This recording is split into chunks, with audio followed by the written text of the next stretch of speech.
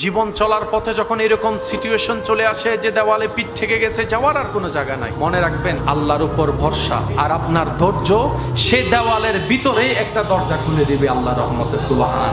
আপনি আমি যখন ভাবি এই সিচুয়েশন পার হওয়ার ক্ষমতা আপনার আমার নাই, এরকম অনেক সিচুয়েশন আল্লাহ পার করাই দিয়ে আমাদের আজকে সাল পর্যন্ত নিয়ে আসছে। যাদের ভরসা রবের উপর, তাদের পা পিছনে যাবে না, সামনে দিকে।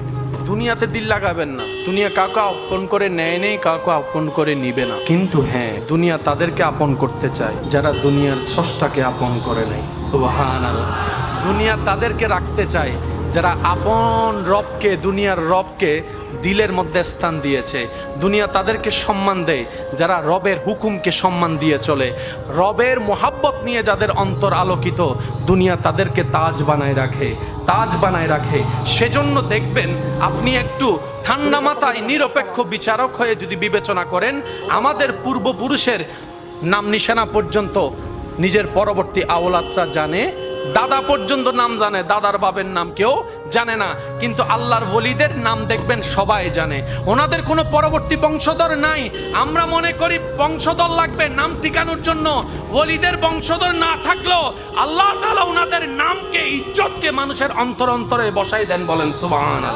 আর স্বার্থপর এই দুনিয়ায় অনেক সময় আমরা শুনি, মানুষের মুখে, মানুষের বলার মধ্যে শোনা যায় যে দুনিয়াতে আমার আপন বলতে কেউ নাই, দুনিয়াতে আমাকে ভালোবাসার কেউ নাই, সবাই স্বার্থের খেলা। অনেক সময় তো নিজের রক্তের মানুষ পর্যন্ত সারাটা জীবন কাটিয়েছে যার কল্যাণে, যাদের কল্যাণে, শরীর অসুস্থ হওয়ার পরে, ইনকাম কমে যাওয়ার পরে সেই আপন মানুষটাই আঙ্গুল তুলে চোখ রাঙিয়ে কথা বলে, তুমি আমার জন্য কিছু করো নাই, আমাদের উপকারে কিছু করে নাই। স্বার্থপর মানুষ সে মুহূর্তের মধ্যে চোখ পাল্টাই ফেলে কথা বলেন, ঠিক কিনা? যেখানে দুনিয়ায় পর, সেখানে দুনিয়ার কোন জিনিস আপনার আপন হবে? দুনিয়াটাই তো আপন না। সকালে মারা যান, রাত্রের ভিতর আপনি কবরের ভিতরে, আসরের পর জানাজা, মাগরিবের পরে দাফন, এশারের ভিতর দেখবেন কোনো না কোনো ঘর থেকে আপনার ঘরে খাবার পাঠাইছে, একজনে দুই দিনে খাবে না, জোর করে তারা বলে খা, 5 দিন পরে যেহেতু খাইতেই হবে এখন থেকে খা। আপনার জীবন চলার পথে কিছু মাসি পাবেন, মাসি, তাদেরকে আপনি বাগানের ফুলের বর্ণনা দিয়েও বুঝাতে পারবেন না, তাদেরকে আপনি ফুলের গুরুত্ব বুঝাতে পারবেন না, বুঝাইলেও তারা বুঝবে, কারণ মাসির নজর সব সময় নোংরা জায়গায়। আপনাকে চিনতে হবে কোনটা মৌমাছি আর কোনটা মাসি। যার সাথে চললে আপনি রবের পথে এগোতে পারবেন, যার সাথে চললে আপনি গীবত থেকে বাঁচতে পারবেন, যার সাথে চললে আপনি নেশার জগৎ থেকে দূরে থেকে রবের মোহাব্বতের নেশায় তাহাজ্জুদে দাঁড়ায় যেতে পারবেন, এমন সৎসঙ্গীর সাথে জীবন চলতে হবে, বলেন ঠিক কিনা?